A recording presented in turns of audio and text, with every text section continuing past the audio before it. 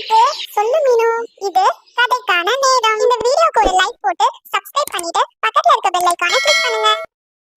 இந்த ஊர் பேர் தான் மங்களபுரம். இந்த கிராமத்துல சேட்டன் அப்படின்ற ஒருத்தர் வாழ்ந்துகிட்டு இருக்காரு. சேட்டன் வேலைக்கு எங்கேயுமே போக மாட்டாரு. ஊரை சுத்துறதையே வேலையா வச்சுக்கிட்டு இருக்காரு. இப்படியே அவரோட வாழ்க்கைய கழிச்சுக்கிட்டு இருக்காரு. நாளைக்கு நம்ம கோட்டூர் அப்படின்ற ஊருக்கு போக வேண்டியிருக்கு. நம்ம சீக்கிரமா தூங்கினாதான் அதிகாலை எழுந்துச்சு போக முடியும். சேட்டன் தூங்கிக்கிட்டு இருக்கும் போது அவருக்கு ஒரு கனவு வருது.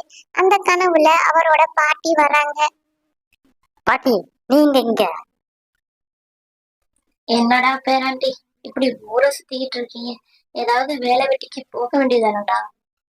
போவோம் போவோம் பாட்டி. சரிடா பேராண்டி, நீ எந்த ஊருக்குனாலும் போ, ஆனா அந்த ஊருக்கு மட்டும் போகாத. அது எந்த ஊரு பாட்டி?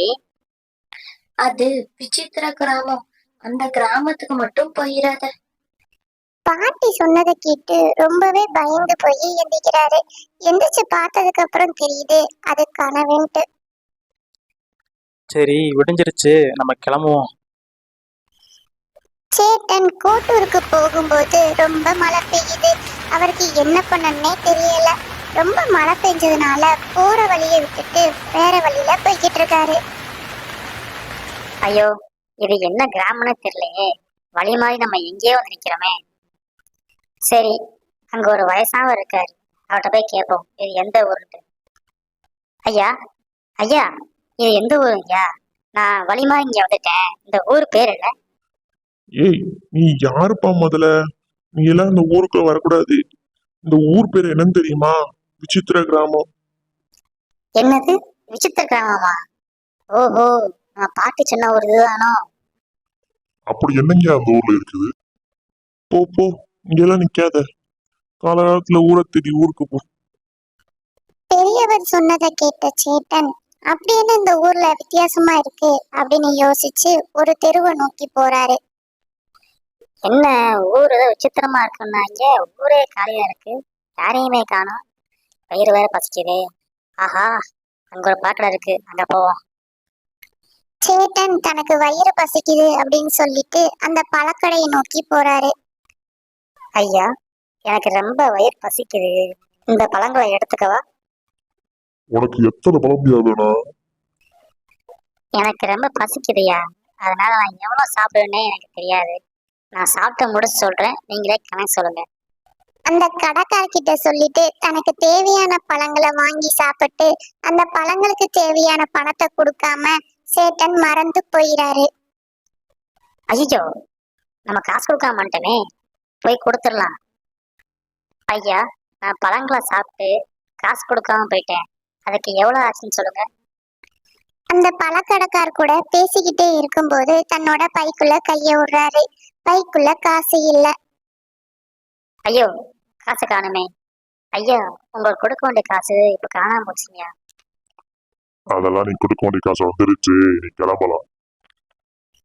சேட்டன் தனக்கிட்ட இருந்த காசு எப்படி அவர்கிட்ட போச்சு அப்படின்னு சொல்லி யோசிச்சுக்கிட்டே போய்கிட்டு இருக்காரு. சேட்டன் போற வழியில ஒரு விசித்திரமான ஒருத்தரை பாக்குறாரு. ஐயா, என்ன இது, ஒரு காலை மட்டும் தூக்கிட்டு போறீங்க? ஏல, இது என்னோட தம்பியோட காலு. அவன் நேத்து கபடி விளையாண்டு கால்ல அடிபட்டுருச்சுன்னு சொன்னான். அத மருத்துவர்கிட்ட எடுத்துட்டு போய்கிட்டு இருக்கேன். இதுல உனக்கு என்னல பிரச்சனை? இதுல எனக்கு ஒன்றும் பிரச்சனை இல்லைங்க. இது ரொம்ப அறிவாளியான ஒரு இருக்கும் போலக்கு. காலவழிக்கா காலை வெட்டி கொண்டு போவாங்க, தலைவலினா தலையை வெட்டி கொண்டு போவாங்களோ? சேட்டன் மனசுக்குள்ளே நினைச்சுக்கிட்டு இருக்கது அந்த பெரியவர் காதுக்கு கேட்டுருச்சு. ஏலே, நீ மனசுக்குள்ள நினைக்கிறது எங்களுக்கெல்லாம் கேட்கும்ல. இந்த ஊரை இப்படிதான்ல, அதனால நீ வெளிப்படையாவே பேசுறீங்க கிட்ட. நான் மனசுக்குள்ள நினைச்சது இவங்களுக்கு கேக்குது. ஏலே, நீ இப்ப மனசுல நினைச்சதும் கேக்குதுல. ஐயா, என்னை மன்னிச்சிருங்க, நான் இனிமே உங்கள்கிட்ட வெளிப்படையாவே பேசுறேன். இவங்க ரெண்டு பேரும் இப்படி பேசிக்கிட்டே அந்த வைத்தியர்கிட்ட போறாங்க. வைத்தியரே, என்னோட தம்பியோட காலு அடிபட்டுருச்சு. அவனுக்கு கால் வலிக்குதான், கொஞ்சம் சரி பண்ணி கொடுங்க. வைத்தியர் ஐயா, இந்த ஊர்லயே நீங்க தான் ரொம்ப படிச்சவர் நினைக்கிறேன். இந்த ஊர்ல என்னென்னமோ நடக்குது, எனக்கு ஒண்ணுமே புரியலையே. தம்பி, நீ இந்த ஊருக்கு புதுசு, அதனாலதான் இந்த ஊரை பத்தி உனக்கு தெரியல. இந்த ஊரு பேரே விசித்திரமான ஊரு. முதல்ல நீ உங்க ஊருக்கு போ, அதான் உனக்கு நல்லது. வைத்தியர் சொன்னதை கேட்டு சேட்டன் தன்னோட ஊரை நோக்கி போய்கிட்டு இருக்காரு. ஐயோ அப்பா, இனிமே அந்த ஊருக்கும் போயிடக்கூடாதா சாமி. அதுக்கப்புறம் சேட்டன் தன்னோட வீட்டுக்கு வந்துட்டாரு. வந்த உடனே பாட்டி சொன்னதுதான் அவருக்கு ஞாபகம் வருது. பாட்டி அப்பவே கனவுல வந்து சொல்லுச்சு. அது சொல்றது நான் அப்பவே கேட்டிருக்கணும். சேட்டன் சொல்றாரு, அதுக்குத்தான் நம்ம பெரியவங்க பேச்ச கேட்கணும் அப்படின்னு சொல்றாரு.